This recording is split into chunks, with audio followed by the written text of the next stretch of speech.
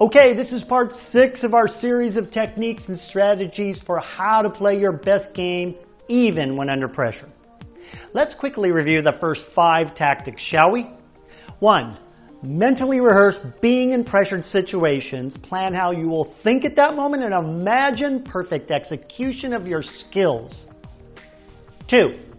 Get in the present moment, directing your mind to your 5 senses. 3. Use comparisons of bigger things in your life to reduce the importance of the event and therefore reducing the pressure. 4. Have one thing to lock your eyes and your mind onto. 5. Build trust by using your phrase to get your analyzer out of the way. So what if none of those work for you?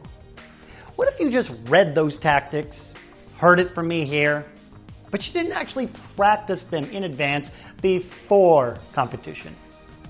What do you do if you can't remember anything and you're frozen or tense with fear from the pressure and it's time to perform? That's what you can do.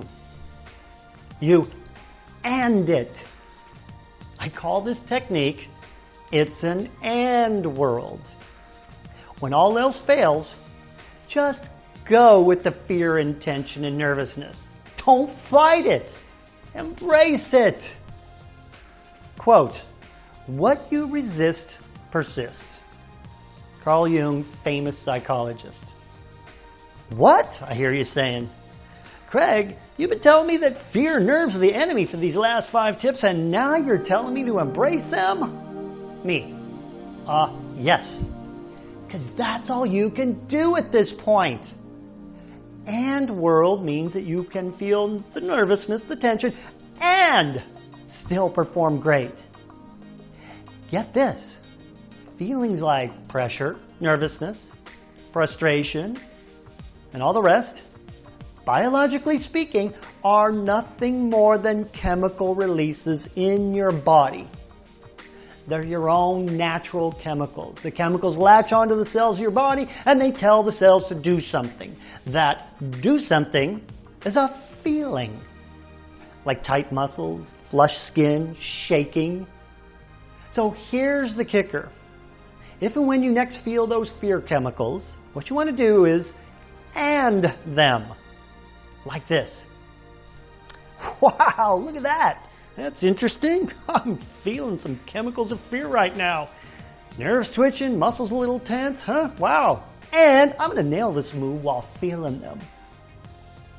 You see, it's the mental resistance to your chemicals and the bodily reaction you get from them.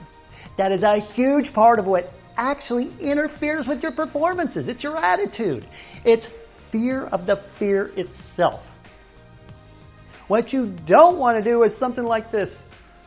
Oh wow, I'm nervous. This is not good. I'm in trouble. I need to calm down. Calm down. Breathe deep. Yes, calm down. Yes, need to relax. No, you don't need to relax. It's too late for that. If you're in a high-pressured situation and already feeling those pressure chemicals and you're just about to go and perform, there's no amount of breathing or thinking that's going to send those chemicals back to where they came from so that you calm down. That takes time, and you don't have the time. This is the method of last resort. The best you can do at this point is to go with the pressure feelings. Now here's the attitude you want to take. Woo! Look at that! Woo-hoo! Feeling some awesome chemicals at this amazing moment in my sports career. How cool is that? This is what I do. This is why I'm here. Woo! I'm really feeling it. Bring it on. Let's do this.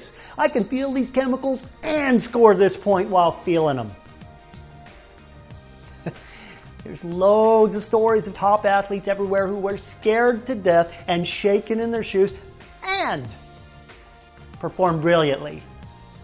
Also, you can channel and direct that energy you are getting from the feelings into a laser beam focus about what you're doing.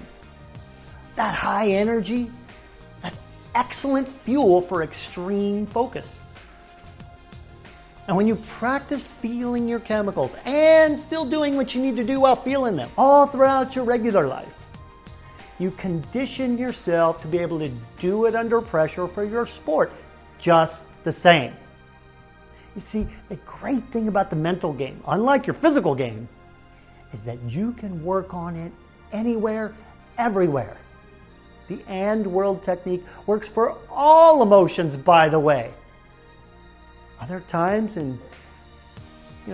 where your opponent gets to you?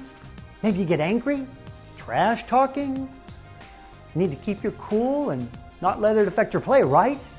That's when you and it. Other times in your regular life where you also feel angry from actions of others. Can you practice and world during those times? Of course you can. And after a while, going with your emotions and feelings instead of fighting them becomes your default habit. That's what overall emotional mastery is all about. I'll tell you more about mastering your emotions to become a fearless competitor in future trainings. You want to get that. That's my best work. Let's do this. I'm Craig Sigel, your mental toughness trainer.